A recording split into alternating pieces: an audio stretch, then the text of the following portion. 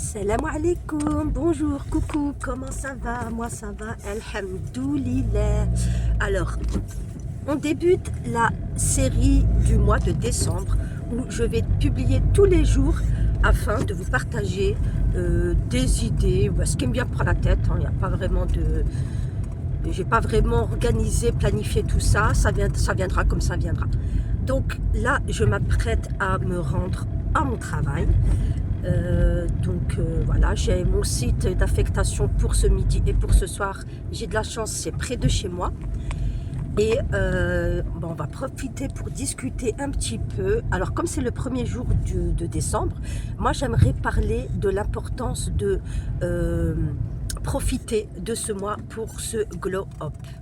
Moi, je dis tout le temps qu'il ne faut pas attendre le mois de janvier, mais en général, c'est mieux de le faire déjà à partir du mois de septembre, à la rentrée. Là, on est au mois de décembre et je sais que beaucoup attendent voilà, le mois de janvier pour les bonnes résolutions, nanani nanana, que très rarement on met en place. Moi, si je vous dis ça maintenant, c'est parce qu'en fait, mon objectif, c'est de vous faire prendre conscience que si vous voulez glow up, c'est maintenant pour que lorsque vous... parce qu'en fait, c'est une période où on est très souvent à la maison. Voilà, le mois de décembre, c'est les bons petits films, le petit chocolat chaud, on est sous la couette, flemme de faire plein de choses.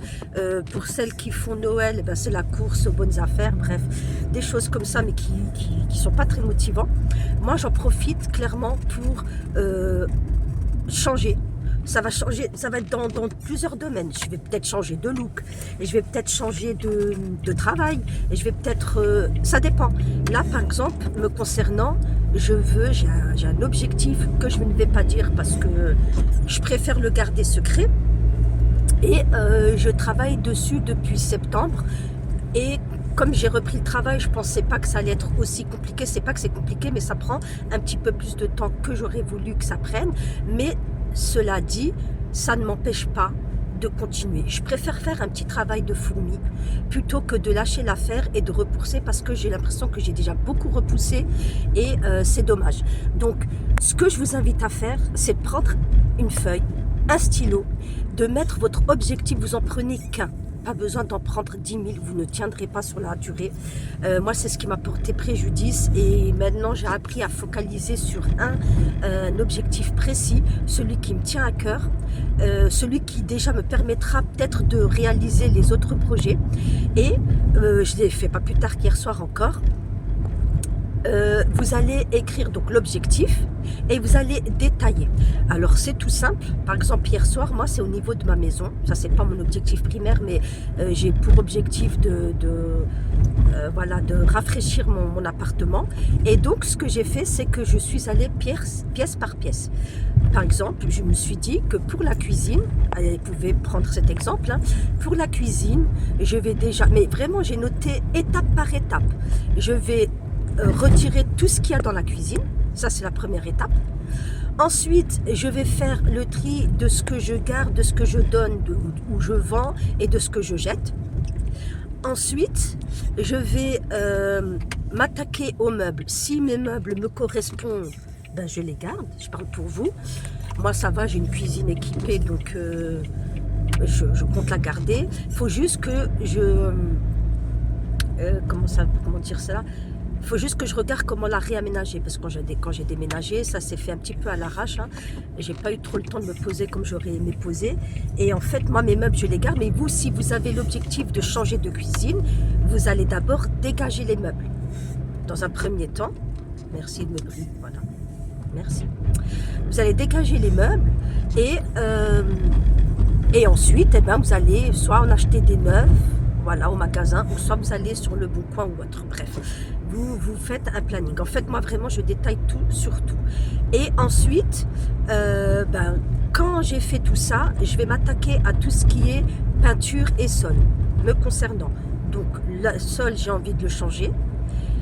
Pour cela, j'utilise des adhésifs que j'ai acheté personnellement chez Shein et qui font un joli rendu et qui en plus de cela ne sont pas plus chers que ça.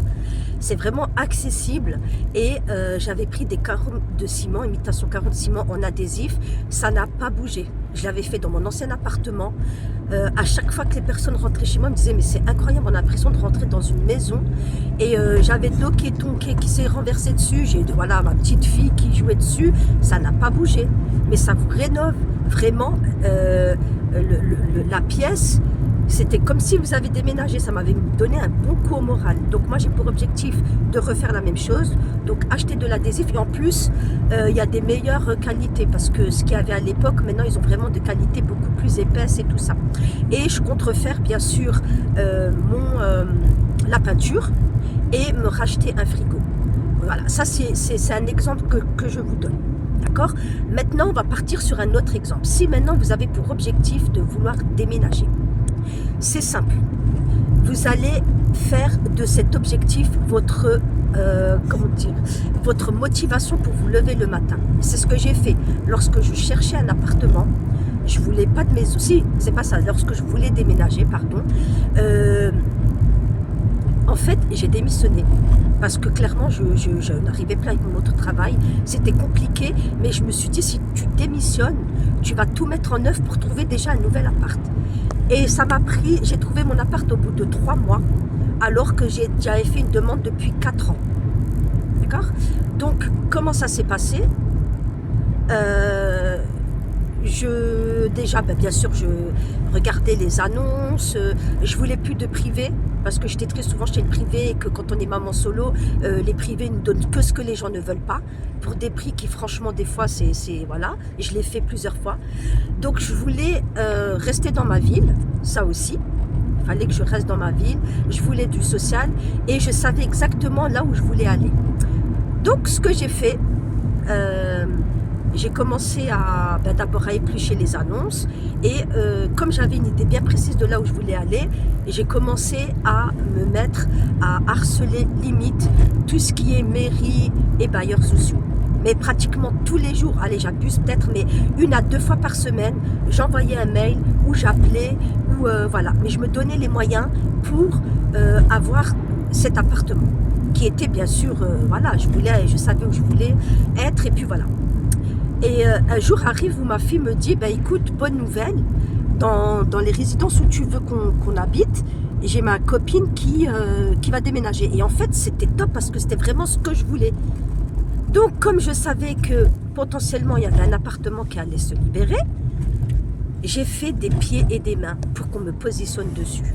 Alors, effectivement, on m'a positionné dessus, mais en 2e position.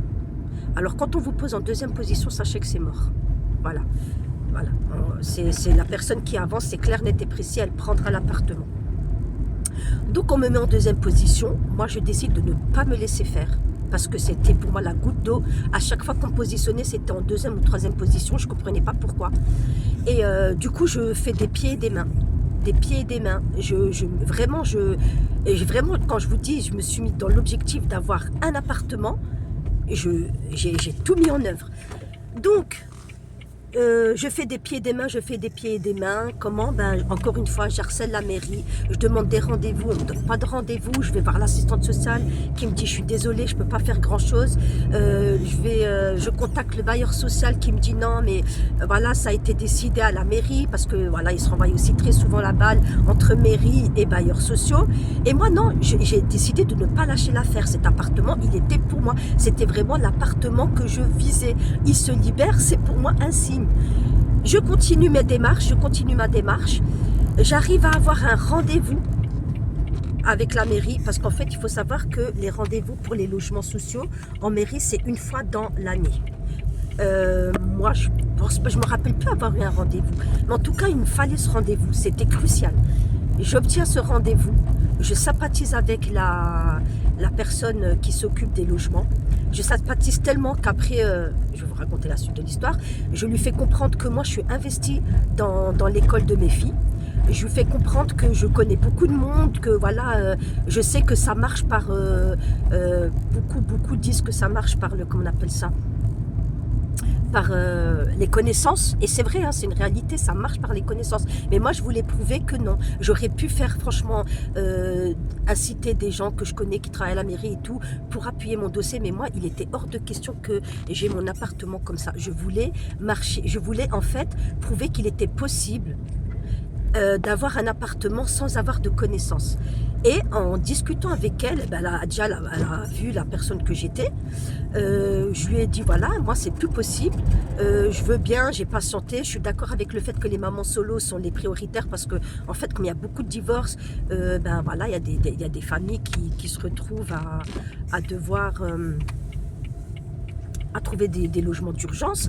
Mais je dis, mais c'est bon, ce discours-là, moi, quand j'ai divorcé, je n'ai jamais, au grand jamais, eu d'appartement comme vous êtes en train de donner à ceux qui viennent tout fraîchement de divorcer. Ils quittent meilleur du bien pour du bien. Pourquoi? Parce qu'en fait, en général, c'est des personnes qui habitaient dans déjà des jolis logements.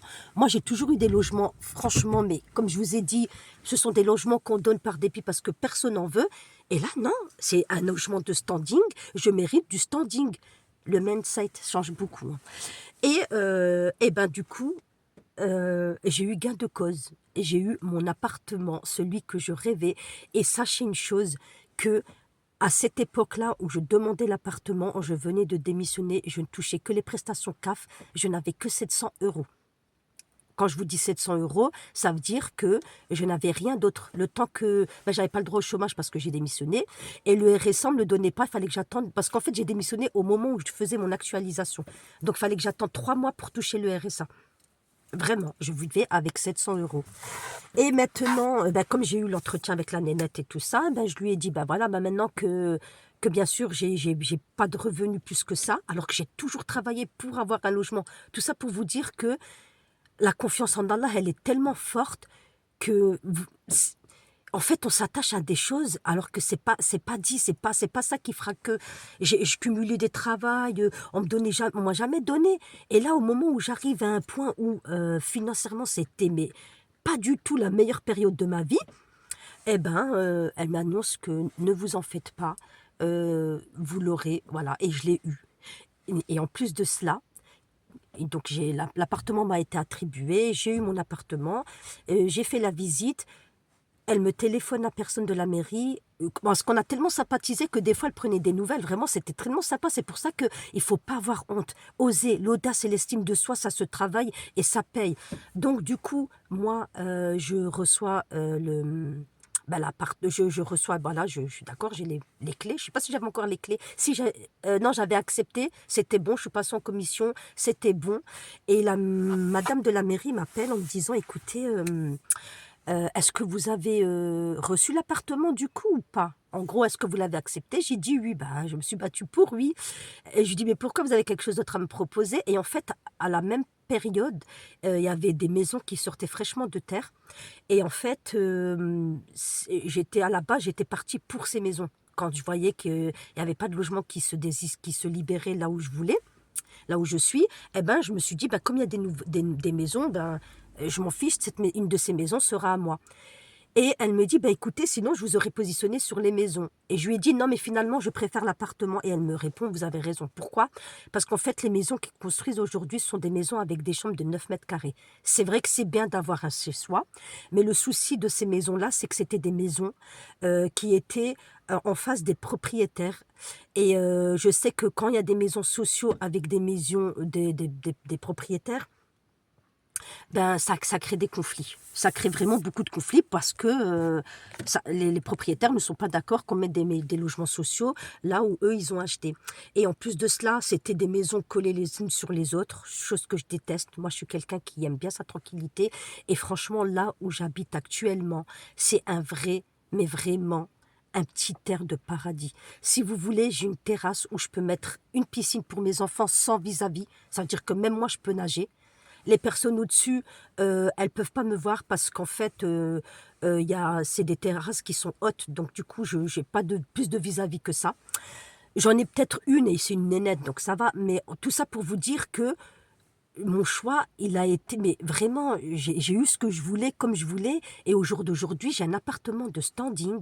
Devant chez moi, j'ai une petite rivière, j'ai une piste cyclable. Vraiment, je suis dans un coin où j'aurais pas pu espérer mieux.